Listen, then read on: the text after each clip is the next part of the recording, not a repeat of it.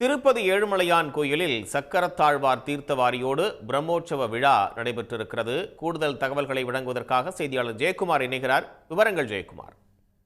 திருப்பதி ஏழுமலையான் கோயிலில் வருடாந்திர பிரம்மோற்சவம் கடந்த 24ஆம் தேதி கொடியேற்றத்துடன் தொடர்ந்து பல்வேறு வாகனங்களில் மலையப்ப சுவாமி ஸ்ரீதேவி பூதேவி தாயார்களுடன் எழுந்தருளி 4 மாட வீதிகளில் வலம் வந்து அருள்பாலித்தார்.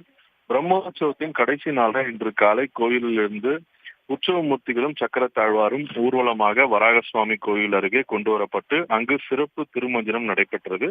இதில் சக்கரத்தாழ்வாருக்கும் உற்சவ மூர்த்திகளுக்கும் பால், தயிர், தேன், இளநீர் உள்ளிட்ட பல்வேறு மூலிகை திரவியங்கள் கொண்டு சிறப்பு திருமஞ்சனத்திற்கு பிறகு சக்கரத்தாழ்வார் தீர்த்தவாரி நடைபெற்றது. இந்த தீர்த்தவாரிக்கு பிறகு தெப்பக்குளத்தில் அமர்ந்திருந்த ஆயிரக்கணக்கான பக்தர்கள் புனித நீராடினர். இந்த புனித நீராடல் நிறைவு பெற்ற நிலையில் பிரம்மோற்சவமும் நிறைவு பெற்றது.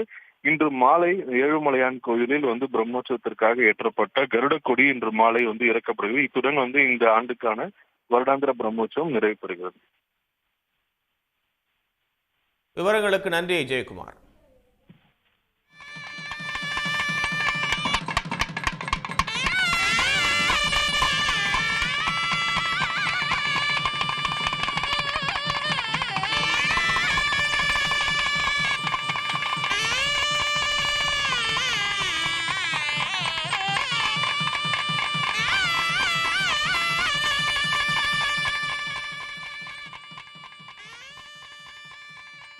உடனுக்குடன் செய்திகளை தெரிந்து கொள்ள சன் நியூஸ் பெல் ஐகானை கிளிக் பண்ணுங்க.